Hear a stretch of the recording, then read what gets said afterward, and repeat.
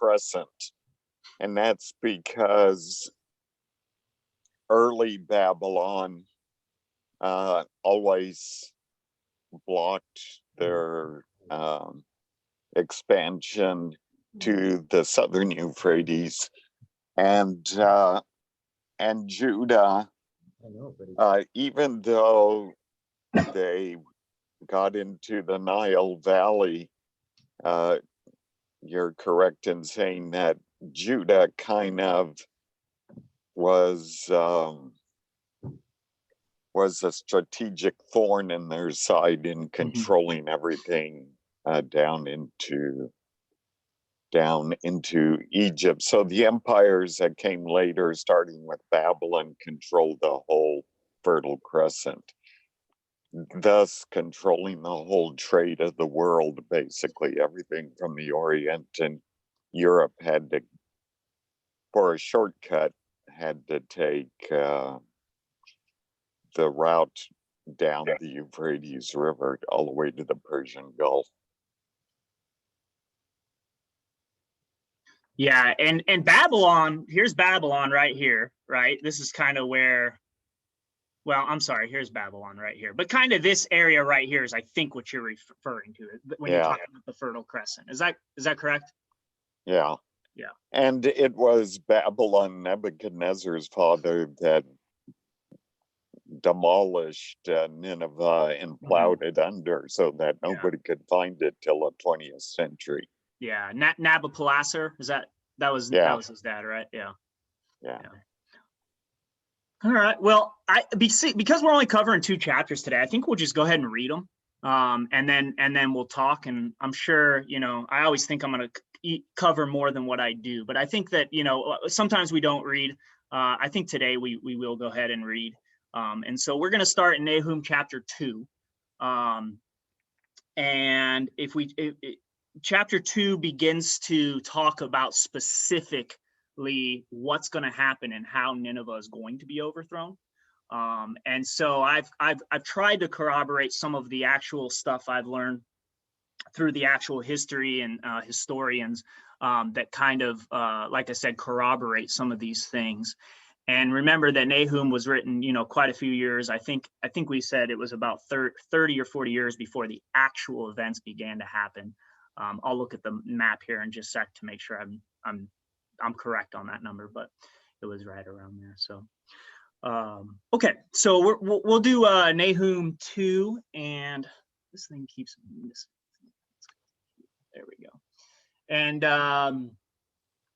Craig, if you don't mind, do you want to let's just go ahead and do verses 1 through 7, if you'd be willing to read that. Sure. Can you guys hear me all right? Yeah. All right.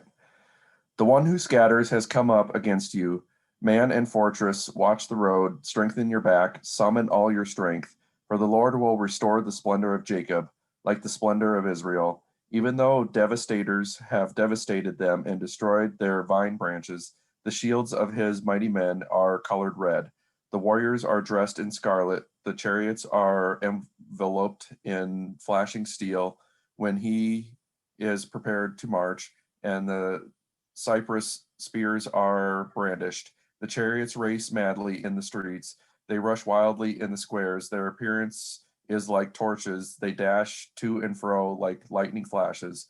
He remembers his nobles. They stumble in their march. They hurry to her well, and the mantelet is set up. The gates of the rivers are open, and the palace is dissolved.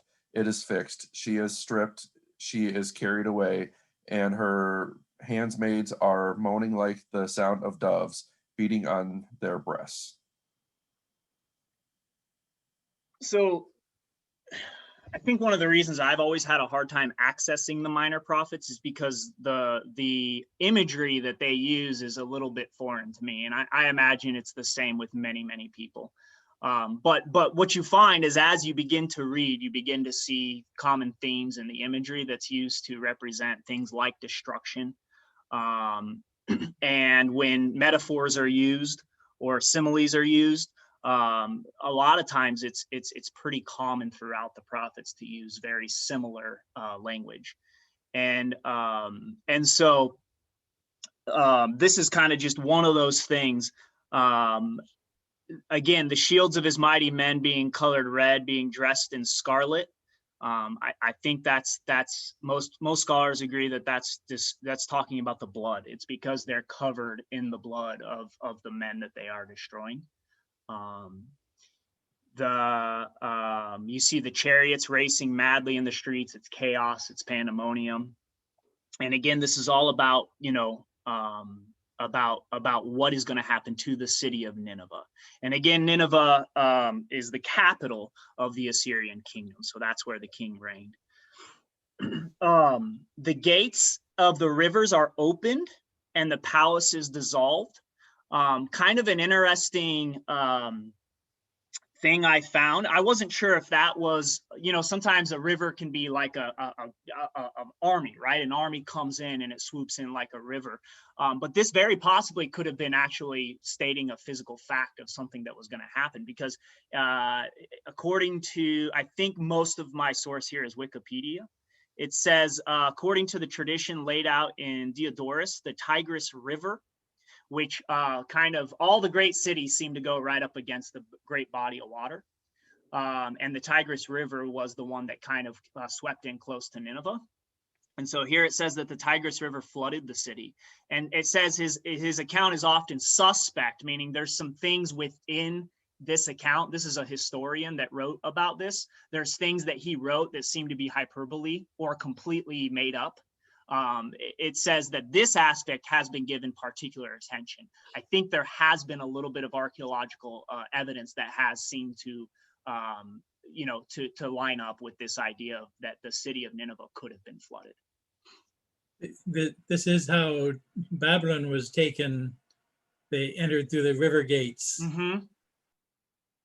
Yeah, very, very similar way. And so it says the Allied armies entered the area of the outer wall and fought to enter the palace. Temples were looted, the palace was burned, though this did not destroy the city and may have aided the preservation of some of the clay text. I think that the actual city was later, I think as Riva said, if I'm not mistaken, at this point it wasn't, but Nabopolassar ended up coming back and he completely wiped it out.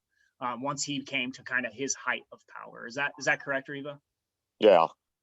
And the similarity between the two, I think maybe even Nebuchadnezzar, who cut his teeth on this conquest, especially in the ruthlessness of it. The cities straddled the river, so that all trade had to pay a toll to get up and down the river. And that's, I think, Nebuchadnezzar is the one that really built up Babylon to straddle the river and made it much richer than anything seen before that. Yeah. And so the siege, sometimes, siege lasts years. I think the siege against Israel was like 3 years. I mean, it was not short. But this siege was really, really short. It was only 3 months. And that, in siege works, siege battle, that's really a tiny price to pay. Because again, if you think about the kings who are fronting these sieges, you have to continue to feed your army. You have to do all sorts of things. It's expensive. And so, but this was a relatively quick siege, and Nineveh was overthrown pretty quickly. Some other things that happened, the Assyrian king, died in this siege. And it was his brother, it says Ashur-Abilit II was made king during this siege, during this whole thing. He was made king and he wouldn't submit. So they kind of snuck him out of there and fought his way out. And so they kind of took this king, basically the kingdom and the capital of Assyria, kind of moved it out of Nineveh to this other place, Haran, which was kind of another good sized city. And eventually that was overtaken as well. When Nabopolassar came back through, he completely wiped out most of it, anything that had anything to do with the Assyrian reign. There was a great library in Assyria. They actually were some of the greatest historians out there, they say. I mean, they really, really were kept track of a lot of things in a systematical way that really had not been seen on that level. And that was mostly kept in the library, what they call the Akkadian tablets. And so some of those tablets were actually saved. A lot of it was probably lost, in this siege. But a lot of that was, and I think we're going to read from actually one of those here when we get to chapter 3. Okay, let's go ahead and keep reading. And so, Riva, if you don't mind, if you want to finish the chapter out and read 8 through 13. Okay. Though Nineveh was like a pool of water throughout her days, now they are fleeing. Stop, stop. But no one turns back. Plunder the silver, plunder the gold, for there is no limit to the treasure. Wealth from every kind of desirable object. She is emptied.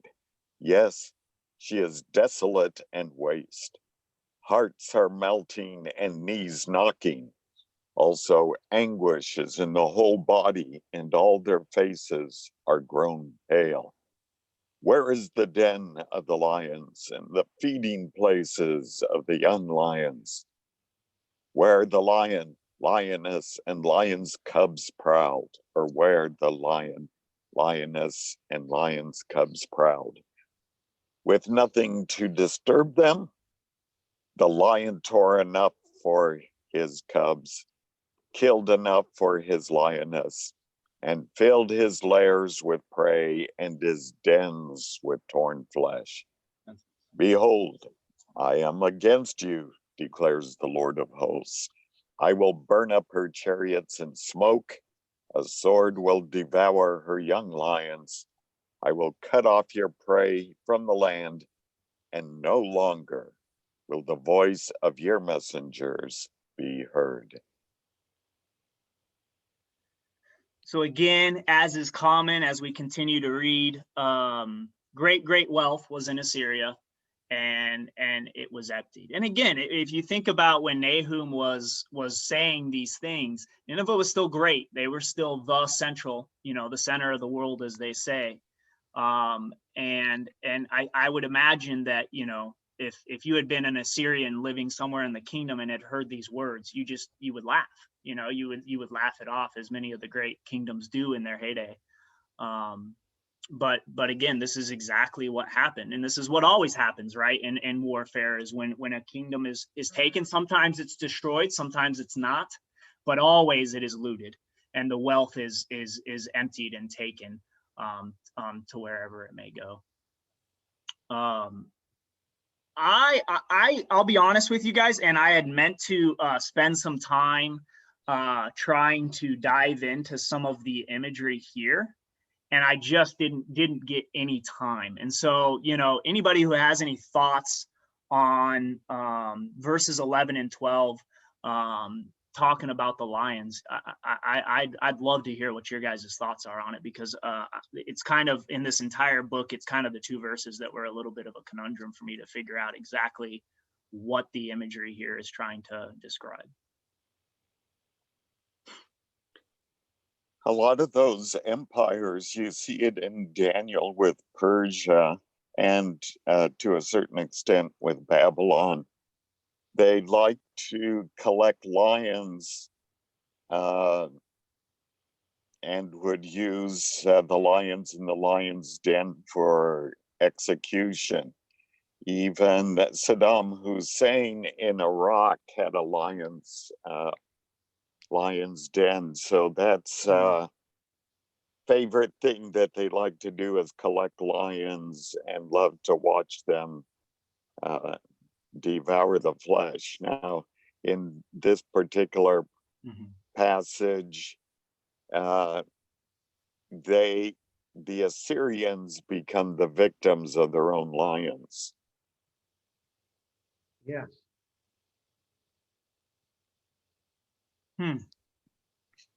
So you're saying that this probably is this is not some sort of image. This is probably what happened. This is talking about the Assyrians becoming victim to their own method of, I guess, torture and capital punishment, right? Yeah, and of their own cruelty. because Assyria was probably the most cruel empire. They used to skin people alive. They used to hang people by their fingernails until their fingernails pulled out. And then they would drop onto big hooks and fall on it. They were graphically cruel. Yeah. Yeah, and that's all in the history you read about the Assyrians being particularly known as being some of the cruelest, rulers out there. It sounds to me like the Assyrian army is being compared to a pride of lions, that ferocious as they are defeated and destroyed as they destroyed others. Yeah, and that makes sense too. I mean, I could see that too, John, because again, it wouldn't be the first time the Bible or anywhere used, right, lions to kind of talk about something being great and then being destroyed. Yeah. Let me just make sure. Yeah. So, and again, this is from Wikipedia. The Assyrians had, by the accounts of their own records, been brutal rulers, even by the standards of that time, and thus had accumulated many enemies. And that's why, and for many years it wasn't a problem, because they were able to push back those rebellions. And so it wasn't until the weak king Ashurbanipal, I think, Ashurbanipal kind of took over that the Babylons and the others, the Medes and the Persians, all started coming out against them. So, there's just on the subject of Assyria being ghastly. I just picked up a book. I just got a book on the history of terrorism, right up to our very day. And after 9/11, one commentator, very brilliant intellectual, said terrorism will be with us from now on, for one simple reason: it works. And so, that's the Assyrians understood that. They understood that it works, that it whips people into conformity or into subjection. So it's pretty interesting when you read the history of how terrorism has been used. And of course, the Romans used it, but none. I think, Reba, your comment. None. I don't think anybody surpasses Assyria. Yeah. Yeah, they were very brutal, and it's probably one of the like you said, it's probably one of the reasons that they were able to conquer so much land over, and hold it for such a long period of time. You think about, and so that could absolutely be a big part of that. And the only reason they didn't take Judah is because God came to their back, and he basically destroyed the entire army overnight, as he did a number of times throughout the history of Israel and Judah. And they were very arrogant. They were very for good reason, right? Just like many of the great kingdoms are. But Judah, because God protected them, was able to stave them off. And after that, they never went back and tried again. That's getting a little off what we're talking about here, but I just find that so interesting that a kingdom as great as Assyria, they went up against Hezekiah, and when God eradicated most of their army, that was it. The king of Assyria did not try again. And it just goes to show you, how powerful God was, even in maybe possibly, in their eyes. In the Bible story, you can see what happened to Sennacherib when he woke up and found that his whole command structure was completely wiped out strategically by God. He didn't have anybody to carry out orders. Yeah. And he went running back to Nineveh, and his own son assassinated him because of the shame Yep. Of it. And that's one of the reasons that they kept coming back, was their pride. If you failed, you were done. You were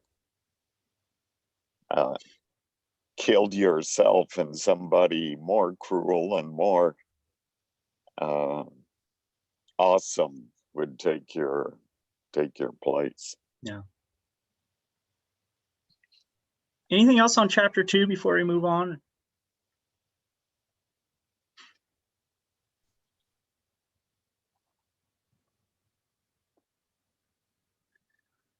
It's really interesting that, again, and I think we've talked about, Sarah, I know you've had mentioned it once before. It's just interesting that you hear so often about Jonah and that part of Nineveh, and that, generation repenting.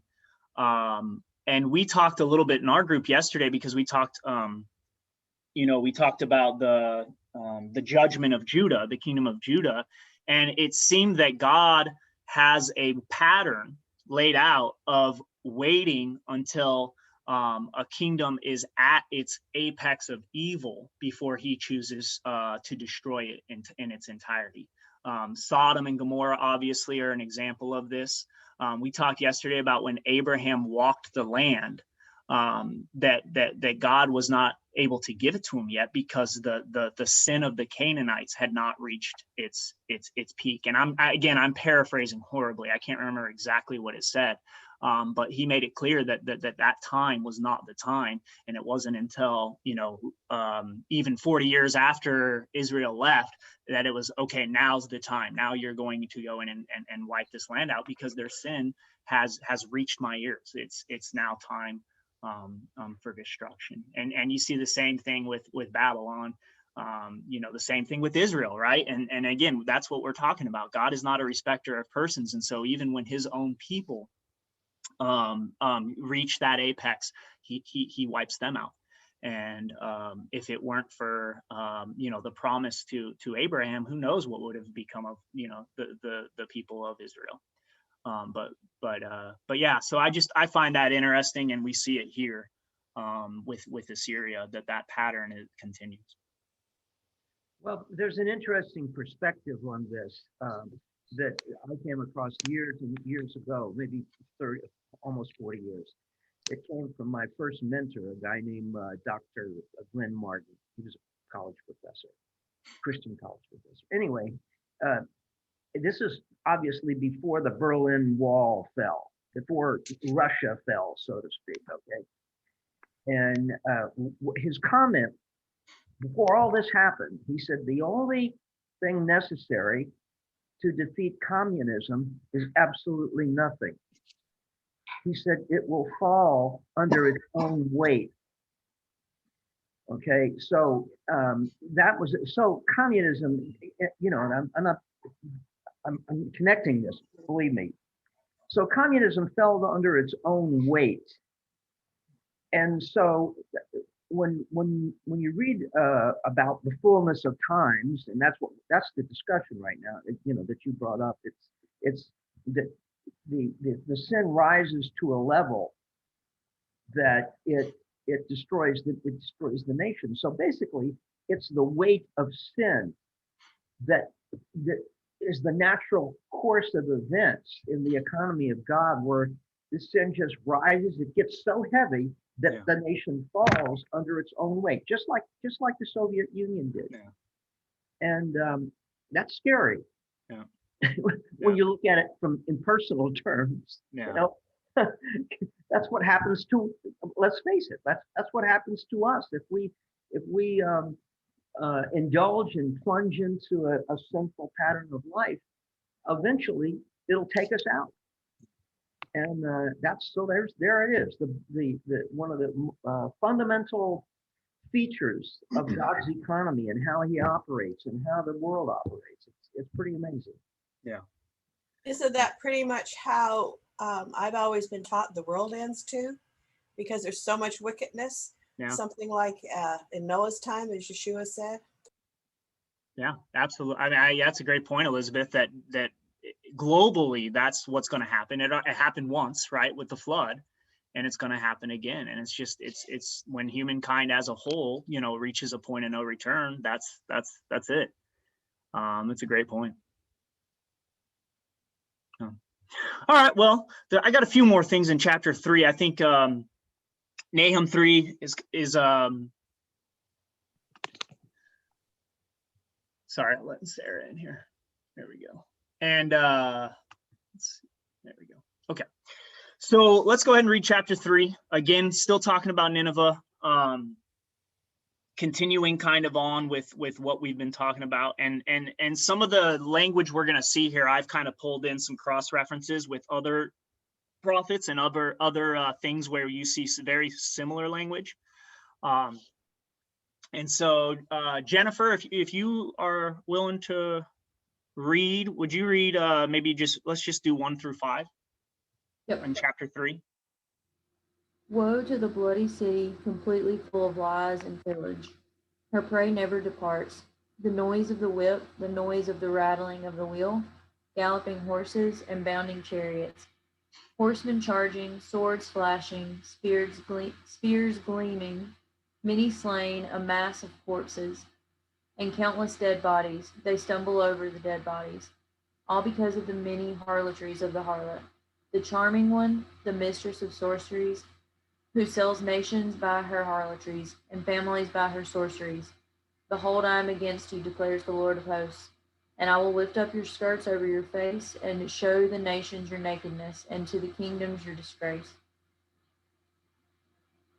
So again, I think this is a really good example of why personally, and I think this is probably the case for many people. It's easy to just read this and just be lost in the imagery of everything going on. And so I think it helps to break it down and really think. I mean, I think verse 2, verse 3 are pretty easy to kind of picture in your head what's happening. I mean, it's a lot of destruction, a lot of death. I think verse 4 is where it became very interesting for me, because this gives the reason and this gives the motive for why God brings destruction on a certain people. And it's because of what? The harlotries of the harlot. The charming one, the mistress of sorceries, who sells nations by her harlotries and families by her sorceries.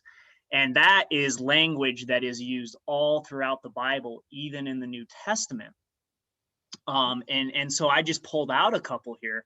But if you take a look at Revelation 18, it talks about the fall of Babylon, right? Of Mystery Babylon, not the Babylonian kingdom during David's reign, but whatever Mystery Babylon is akin to in the end times, and we can spend a lot of time talking about that, I'm sure. But the point is that the imagery is the same. And it talks about the light of the lamp will not shine in you any longer. The voice of the bridegroom and the bride will not be heard in you any longer. For your merchants were the great men of the earth, because all the nations were deceived by your sorcery. And in her was found the blood of prophets and of saints and all who have been slain on the earth. And it talks about, of course, the harlot, the great harlot in Revelation, that same idea, and selling her harlotries and deceiving, the nations. And so you see this a lot of different places. Isaiah 47 is talking about the fall of Babylon. And it talks about in verse 9 or in verse 7, I think it's Babylon. Yeah. Yet you said, I will be a queen forever. And these things you did not consider, nor remember the outcome of them. Now then, hear this, you sensual one, who dwells securely, who says in your heart, I am, and there is no one besides me. I will not sit as a widow, nor know the loss of children. That's exactly what Nebuchadnezzar, that's the frame and the mindset Nebuchadnezzar had on his balcony that night. He basically compared himself to being with the Almighty God, and God had to humble him. And that's the mindset of probably of many people when you are part of a great nation. It's easy to get that mindset. But these two things will come on you suddenly in one day. So now he's contrasting it, the loss of children and widowhood. They will come on you in full measure in spite of your many sorceries, in spite of the great power of your spells. So I'd be interested to hear what any of you think about, when it talks about sorceries, obviously, well, I shouldn't say obviously, it seems to me that it's probably not talking about sorcery the way I think of sorcery, and being these magic spells, and it almost seems like it's talking about something else. And so I think it's probably, good for us to maybe talk this out a little bit about what the sorceries are, and what possibly, these writers are referring to when they talk about the sorceries, and the harlotries, and such. I'd like to add that the first part deals definitely with violence, and treachery. In other words, they couldn't be trusted even by, quotes there, people that had made peace with them or pacts with them, and which was Israel tried, Judah tried. A lot of the countries thought, well, let's try to make peace with them. Let's this type of thing. And it's talking about the extreme, the horses, and they were putting their trust in their mighty armies, and they were being so cruel, and God is going after that. And the sorcery, I'm wondering if it's like smooth talking, promising things and then not keeping your promises. That seemed to me would fit in with the other descriptions of what's going on.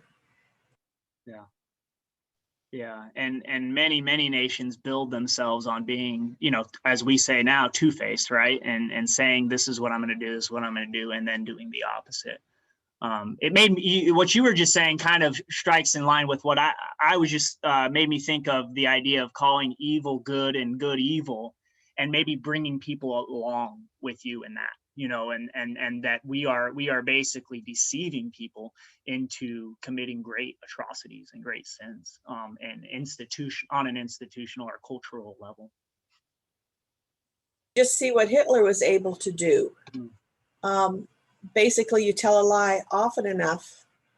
And there was a book that I had an awfully hard time reading, and it was The Cross and the Swastika.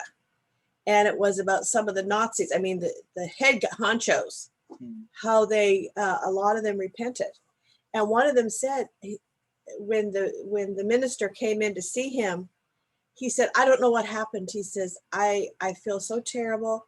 I can never make recompense for the awful things I did. He says, it was almost like we were under a spell, and is it because they allowed that, the Bible says they will choose to believe a lie.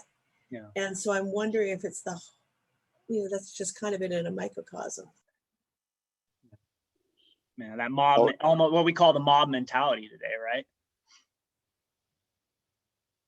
And this guy, when the minister walked in there, he couldn't believe it. This guy was on his knees. He was praying. He had a well-worn Bible, so it wasn't that he didn't know, but he says, just like we were mesmerized. It just, and it's scary when you hear that type of thing. I wanted to develop a theme here, going back to the fall of Adam and Eve, and how the serpent deceived Eve by being a talking serpent that ate fruit, and appeared to have superior wisdom. In the 10 Commandments, the Devarim covenant, it starts out that you should not bow down to supernatural gods or even kings who claim to be gods. So there's this theme, even to the 3 temptations of Jesus by Satan in the wilderness. There's a sense that there is a history of kingdoms that are in league with the devil, and the kings can do sorcery to trick people into submitting to their power. and they do things by the power of supernatural beings, let's say, more super than human beings. Sure. And they can do funny things with levitation or fire or all those things, so that people think that the rulers themselves are gods. You see that in the lamentation against the king of Tyre, Mm-hmm. and also in the talking about Jezebel and her witchcraft, so that the rulers were in league with the devil to extend the evil in the world, ultimately against the righteousness of God. Yeah. We see that in the Exodus story too, where the king's Yeah. sorcerers can make snakes out of sticks. Mm-hmm. Yeah. They actually do have some semblance of power, and it seems to be the same thing that will happen with, what seems to be what's referred to as the beast, and the false prophet, that in that day they will basically set themselves up as gods, is kind of the way it reads to me. I don't know if you Yeah. guys would agree with that, but that's kind of the way it seems to read to me, is that there's not going to be, it's going to be something new. And I always find it interesting when it talks about there's going to be something new, because it seems like with God, there's not much that's new. He pretty much so just lets things play out cyclically over and over and over again. But anyway, I'm digressing here. But I do think that's, that you make a great point. And they do have supernatural backing, and maybe that's where the sorcery comes into play. They seem to, anyway. And Brandon's talked a little bit about that, about this idea that these beings, who are lesser beings than God, but spiritual beings, were given some authority, possibly. I can't remember what he calls it, geo something, and it's a little bit, I think many people would call it fringe, biblical studies, but it's interesting, and I think you can make an argument that it has some merit, something, and that's and we know in the end time the beast and the false prophet will be backed by Satan himself. So it's a good point, Reba. Well taken. On the sorcery idea, I think that sorcery, if we look at human history, sorcery is always an attempt by men to reorganize or otherwise change the spiritual realm and the physical realm, for that matter, and to have control over it in such a way that it has a better outcome for whoever the practitioner is. Years ago, I did a study, an intense study, actually, of the New Age movement. And then what you discover underneath it all is sorcery, because they were big on prayer, by the way, their form of prayer.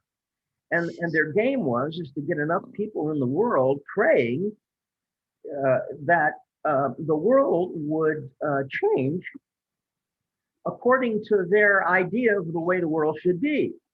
And so it's always an effort to try to change reality, the reality of, but it's underneath it is a human attempt. And it's oftentimes against God's purposes.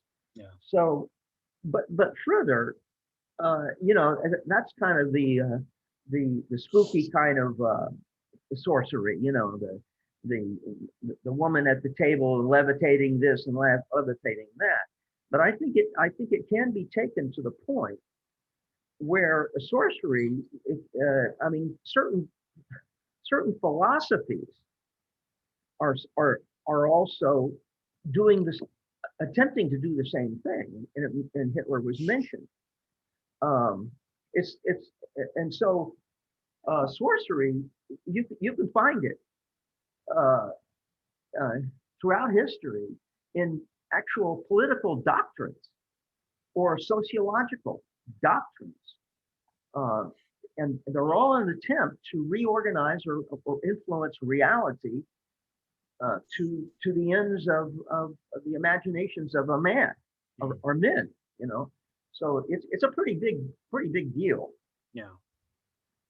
I'd like to just add something. I think as Christians, we are sometimes guilty of trying to manipulate God to our will also. And I think that's something we really need to be careful of. We need to remember Yeshua's prayer, you know, thy will be done on earth as it is in heaven. And let his will be done. We think at times we know his will. And I think as Christians, sometimes we try to manipulate God for what we think is going to be the best outcome.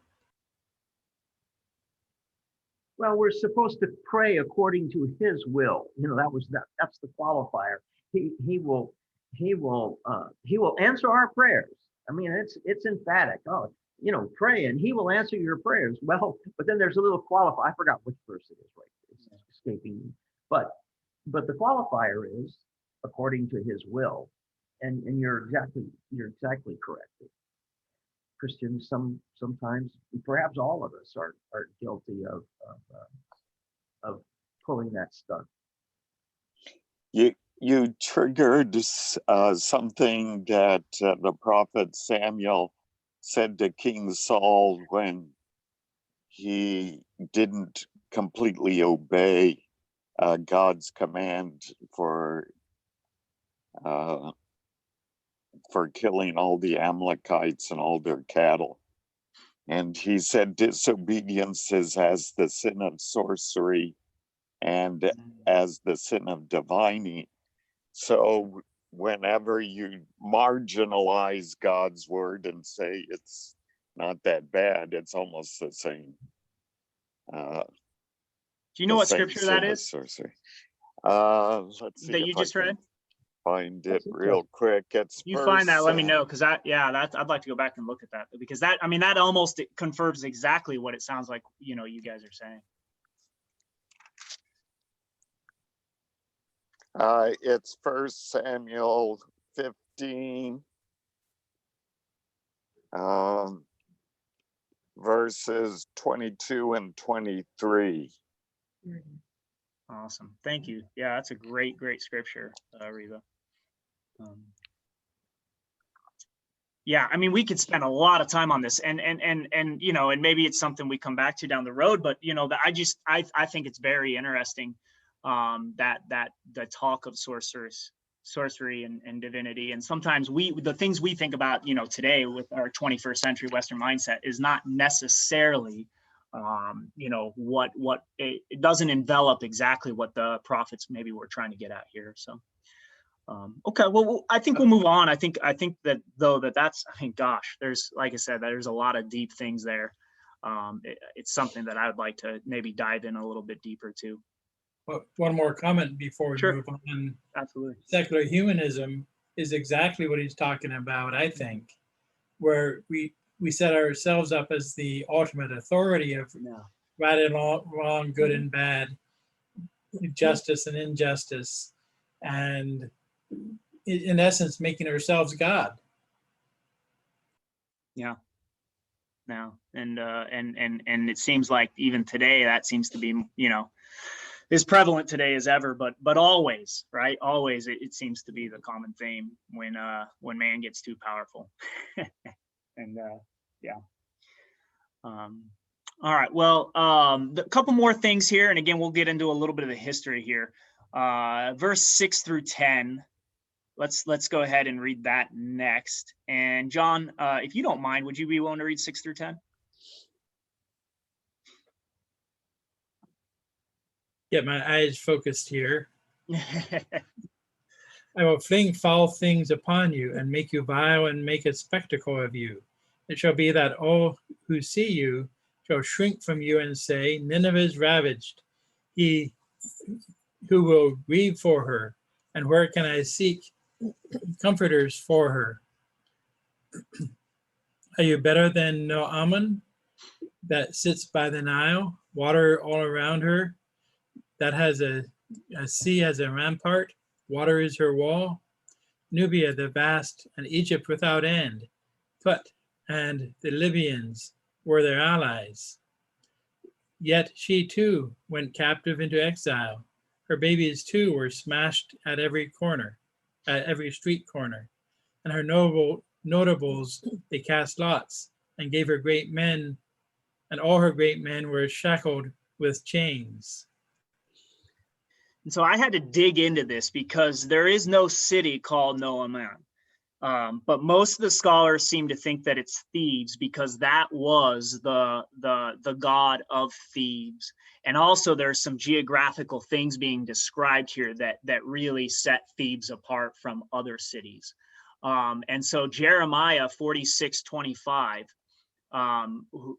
who was a kind of in that kind of same timeline, very close to when Nahum was, he prophesied through God used him and said, this is 46:25, the Lord of hosts, the God of Israel says, behold, I am about to punish Ammon, god of Thebes, along with Pharaoh, king Egypt, with her gods and kings and those who trust in Pharaoh.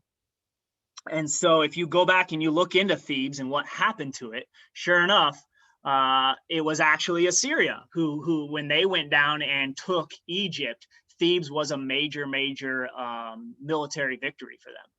And it says here that I'm reading what's in green here. It says the city, again, talking about Thebes, the whole of it. I'm sorry. Let me give you, this is actually from the Akkadian library. And so this is something that Ashurbanipal wrote. This is his own words. And so he wrote this, the city, the whole of it, I conquered it with the help of Ashur and Ishtar, his gods, right? The Assyrian gods. Silver, gold, precious stones, all the wealth of the palace, rich cloth, precious linens, great horses, supervising men and women too, 2 obelisks of splendid electrum weighing 2,500 talents. The doors of the temples I tore from their bases and carried them off to Assyria. With this weighty booty I left Thebes. Against Egypt and Cush I have lifted my spear and shown my power. With full hands I have returned to Nineveh in good health. And so it was actually the Assyrians who went after Thebes and pulled great wealth, great wealth from it, and took it all the way back to Assyria. And if you look at the map, that's not a small distance. So pretty impressive if you think about how much weight that had to carry. And they left those obelisks intact, I think. They usually would try to because, great monuments, right? That's what people liked. So I just thought that was very interesting that you have Nahum here comparing what's about to happen to Nineveh to what they did to the city of Thebes. Let me just make a reading point here. I think that in verse 8, Nahum is a reference to the god. To the god. And the city is not named, which lends to this theory that empires had a patron god that they ascribed power, and that they demolished your place, their god was greater than your local god. And they're in the reading, they're using something that Assyria did to destroy Thebes as a prophecy that would destroy them, so that there would be an empire that kind of the idea of what goes around comes around. Yeah. And it's very interesting, to your point that that Ashurbanipal describes Ishtar and Ashura as giving him the strength to overcome their gods, right? And so Thebes was likely a very religious, city. I mean, they had a temple to their god and a lot of those things. And so it would have been seen as, like you said, a very great victory for the gods of Assyria to go in and basically defame the temple of Ammon. I don't know if I'm saying his name right. There's a principle relative to this that's important to note. Historians have noted it, many of the great historians have noted it, that the worship of a god or some central principle is what holds a nation together. And it's a principle beyond just Christianity, or it's just a general principle. So when that nation, when that God at the center of that nation, or gods, two gods in this case, when that God becomes diffuse, when it becomes fuzzy in terms of its image, it loses its power to hold the nation together. Mhm. And it's been said of the Roman Empire that the Roman Empire died of spiritual indigestions. It died from a crowded pantheon. And so it's just again, it's a principle that a nation that loses its focus on a God, and it unravels. And so, again, in terms of application in our day, what are we seeing?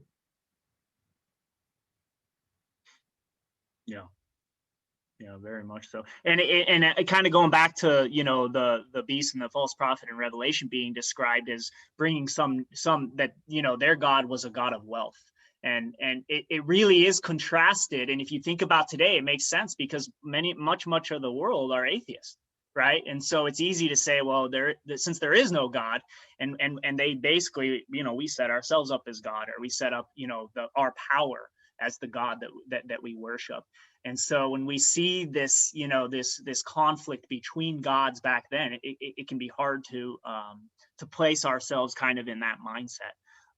But like you said, Bobby, that, as we kind of, that principle seems to be in line with what we're seeing, Yeah. In our generation.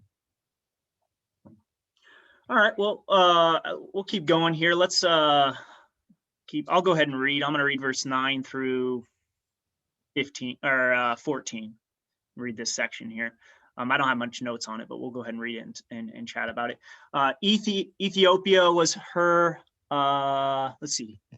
You stopped at 8, right? Riva, I'm having a hard time remembering now where I told you to stop. I read through 10. 10, sorry, John, it was okay. So I'll go ahead and pick up at 11. I apologize. You too will become drunk. You will be hidden. You too will search for a refuge from the enemy. And all your fortifications are fig trees with ripe fruit. When shaken, they will fall into the eater's mouth. Behold, your people are women in your midst. The gates of your land are open wide to your enemies, and fire consumes your gate bars.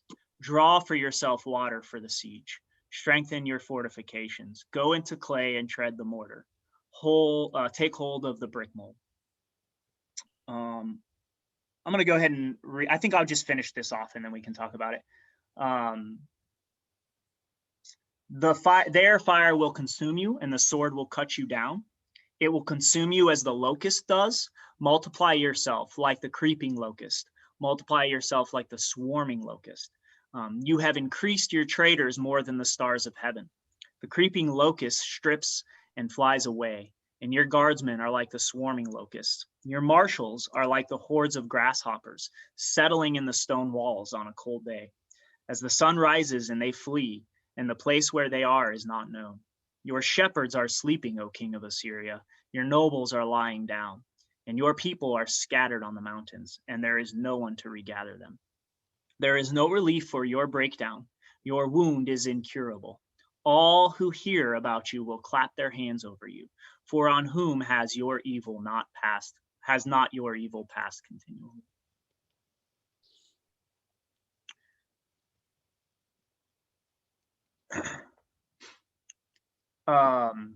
Yeah, that's, and again, I'm going to show you guys a couple things here. But again, when we see the locust, it's very often referred to as an army, a great army, an uncountable army. Joel, and when we get into, you know, our Day of the Lord piece of this, we'll go through Joel, and the whole first part of Joel is all about what this type of locust has not done, this locust will do. And it's just locust after locust after locust, army after army after army, coming in and destroying. And then again, he's saying, go ahead and multiply yourselves in this way, but in that day, your great men will be grasshoppers, and grasshoppers flee, you know, and they will not be found. And so you kind of see this. Here's what you can try to do: multiply yourselves, prepare. But in that day, it's not going to matter, because in that day, you know, your great men will flee, and they will become weak, and they will be scattered. So I just thought, you know, I just said there's no better metaphor for a destroying army than a locust swarm, and I just threw some cross references that Bible Hub had on it. Jeremiah 51:14, the Lord of hosts has sworn by himself, surely I will fill you up with men as with locusts, and they will shout in triumph over you. I believe that was about Babylon, but I can't remember the contents exactly. Joel 1, what the devouring locust has left, the swarming locust has eaten. What the swarming locust has left, the young locust has eaten. And what the young locust has left, the destroying locust has eaten. And I think that that's talking about army after army after army. Basically, there being, you know, nothing left. We read in Amos 7:1, right? He was preparing swarms of locusts. So, and I'm not going to play this video, but I threw it on there, and it's pretty interesting to watch what a swarm of locusts looks like. And this happened last year in 2020 in East Africa. There was a huge plague of locusts, and you just can't even believe how what it looks like. But if you just go to YouTube and you just type in East Africa locust plague, you can see video after video after video of what it looks like. And so I wanted to see it because it's mentioned a lot, and you hear about a locust swarm, but when you see it, there's just, it's, you know, I've never seen anything like it. So will you be getting the 17-year locust this year there in North Carolina? Yeah. Yep. We're going to get it. And I don't know if it'll be like this, but they say it's pretty bad. I haven't been here during, you know, that time. Jennifer, you've been around. I don't know do you remember the last time it happened? Yeah, I do. It's like you can hear them, and they're really loud. Like it's a constant noise, and then you could like see them on the trees. And then tobacco was really like a popular crop near where we lived, and so like all the crops I remember them talking about would be like eaten up, and you could even see them. Like I remember picking them off the trees, like their shells or whatever. There'd be like shells of because they shell out. Yeah. Did you eat one? No. You can, you can, right? Yeah. You know, I thought about it. I thought about this year maybe grabbing a couple and seeing if I can get my 8-year-old to just eat one. You never know when we might have to eat locusts. You know, John the Baptist had to eat locusts, so who knows? You know? Years ago when I was living in Miami, I was working in this department store in the candy department, and they actually had chocolate covered insects. And I bet a friend of mine, a Cuban guy, $20 if he would eat that whole little box of chocolate covered, and of course he did. Yeah. And evidently it was pretty tasty. Of course, I didn't do it. But I did want to bring up one thing, because I was looking at towards the end of 12 and 13 of chapter 2 when they referred to the young lions and young lioness. Mm-hmm. I know this seems off the point, but it was interesting because it brought back a memory for me of one of my favorite movies called The Young Lions. And if you guys haven't had a chance to see that movie, it was starred Montgomery Clift, Marlon Brando, and Dean Martin. And Dean Martin played a very serious role. And it was a wonderful, wonderful memory about all the different young men involved in World War II. it was just fantastic. And of course, all of those athletes were excellent. So Yeah, it's yeah, totally those are cool. big names. You know, to your point about the locusts and the armies, in Revelation 9, 6 and 7, it says this, and in those days shall men seek death and shall not find it, and shall desire to die, and death shall flee from them. And the shapes of the locusts were like unto horses prepared unto battle, and on their hands were crowns like gold. So That was Revelation. What was that? Revelation? well, it's the specific verse is Revelation 9:7. Okay. Sorry, that's just for me personally to go look at. You can finish your point. I didn't mean to interrupt you. I apologize. No, that's it. That's it. For sure. I think you're thinking that the locusts in these cases were actually referring to armies is right on.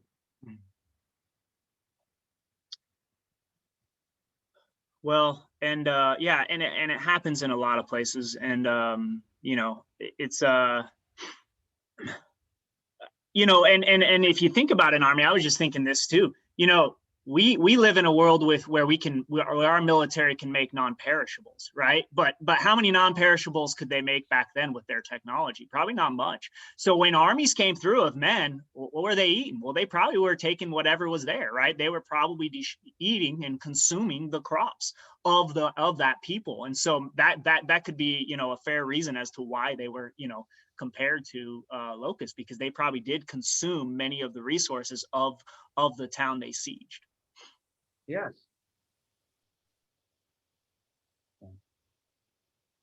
Well, as Nahum predicted, and I should say as God predicted through Nahum, Nineveh did fall, and we read about that destruction the last time we met.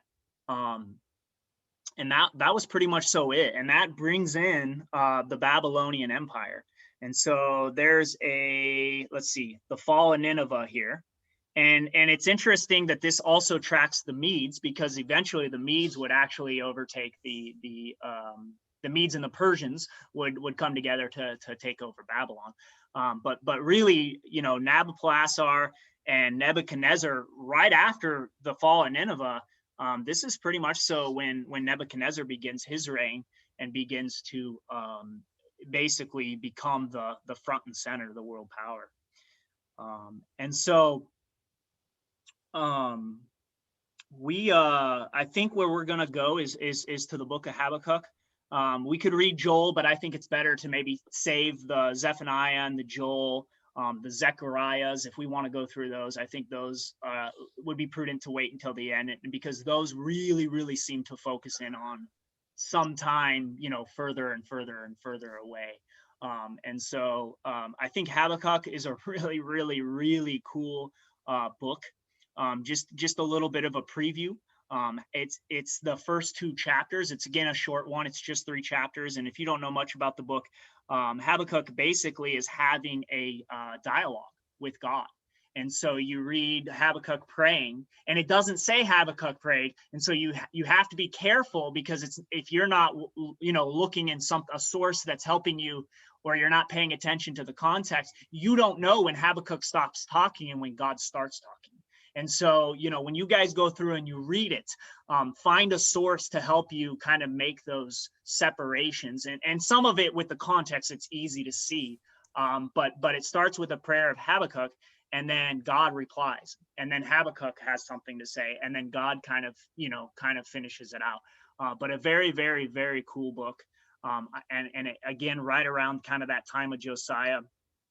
And so I thought that was a good place for that. And then maybe we've read a little bit about Josiah. I think what we'll start to read here is kind of the downfall. This is going to kind of lead us into the downfall of the Southern Kingdom. And so after we finish Habakkuk, we will kind of look into some of that. And we might need to maybe take a little bit of the major prophets for that. I think Ezekiel and Jeremiah, actually, we were talking about this yesterday. Ezekiel and Jeremiah, they're prophets, but they have a lot of narratives in them. And there's a lot of actually story. If you know where in Ezekiel and where in Jeremiah to look, you actually get a lot of the story. Chronicles and Kings doesn't talk too much about how Jerusalem fell and what happened. And it's really the book of Jeremiah that gives all the details. So I think it would be prudent for us to spend at least 1 week talking about that, since we've seen, you know, all of the prophets kind of talk about the downfall of Jerusalem.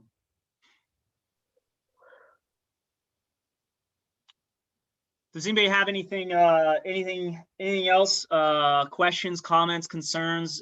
Does that seem like a good way to go with our time? I'm in. Yeah, I think it does. Okay. Once All again, right. we want to thank you for getting this all set up and organized for us. Yeah. We really no. appreciate it.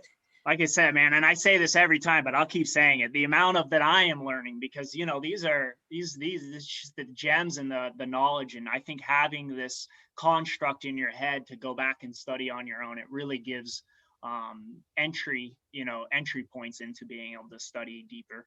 And so I think it's been just amazing for my own personal growth, and definitely sounds like we're all getting a lot from it. So that's awesome. And so we will meet the 25th of April. Everybody okay with that? And you're reading, I guess we'll just say the book of Habakkuk. And if I come up with anything else, I'll try to email you guys by next Sunday, so that at least you have a week to kind of read ahead and get prepared. But we'll just go there.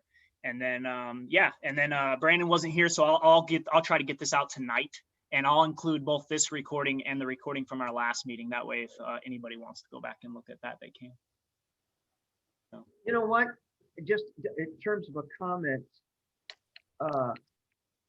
in terms of the product, so to speak, of our time together and your hard work, when I read this stuff, that like we've been reading it, and I look out at our own situations, at the landscape that we currently live in the events that are going on, I see them so much clearer. Mm-hmm. Having read this and having discussed it like we're discussing it, I understand more accurately, perhaps, and I'm able to interpret the events that are on the scene and that are unfolding before our eyes. I see them that much more clearly, and so I'm very thankful for that. Yeah, no, I agree with you. It's just so crazy to see how, again, and you hear it all the time when you really get into kind of the Torah and reading through and studying and listen to even some rabbis or some messianic, you really see that. You see just the cycle. And so I think when you see it again and again and again and again, that repetition just helps it to stick. And you're right. You know, it's what we're seeing today. It just seems like we're kind of at the apex. And I don't know if this is the apex. It's probably not, but it feels like, gosh, we got to be really close to, to some tough times. And that's always hard to see.